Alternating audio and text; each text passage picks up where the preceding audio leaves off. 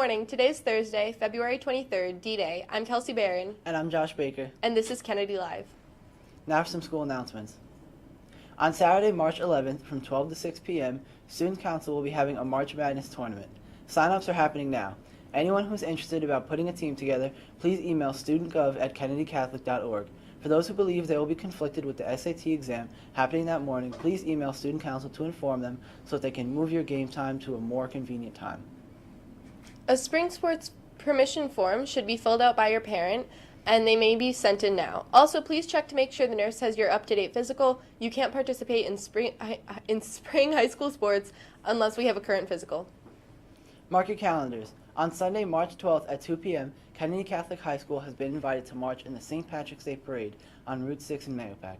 So whether you are Irish or not, all are welcome to march and show off some Kennedy pride.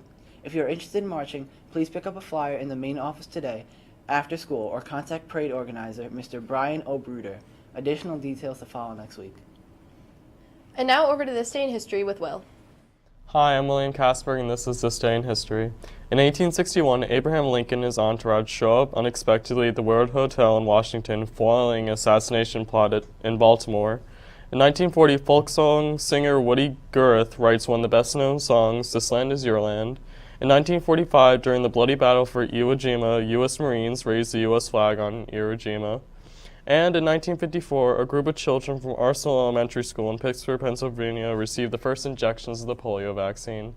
That's all for This Day in History. Now back over to the anchors.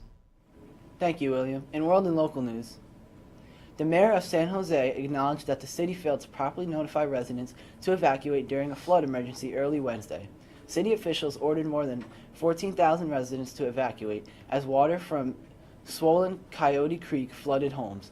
When water levels changed dramatically, police and firefighters went door to door during a dramatic overnight evacuation. With water levels now receding, some residents are being allowed to return home. Even for those who may be able to return to their homes, officials say all belongings should be treated as contaminated. Lexus and Porsche tied for the top spot for automobile dependability in a survey released by the consulting firm J.D. Power. Toyota, Buick, and Mercedes-Benz rounded out the top 5 most dependable brands, while Fiat, Jeep, and Infiniti were the least reliable. The J.D. Power study, now in its 28th year, questioned over 35,000 owners about issues they have had with their vehicles in the last 12 months to assemble the information for their dependability survey.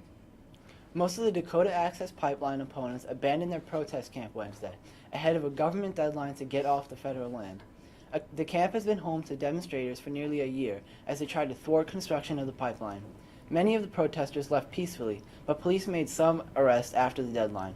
A massive effort to clean up the camp has been underway for weeks, first by protesters themselves and now with help from the Army Corps of Engineers. Well, I'm Kelsey Barron. And I'm Josh Baker. And this has been Kennedy Live. Have a great day.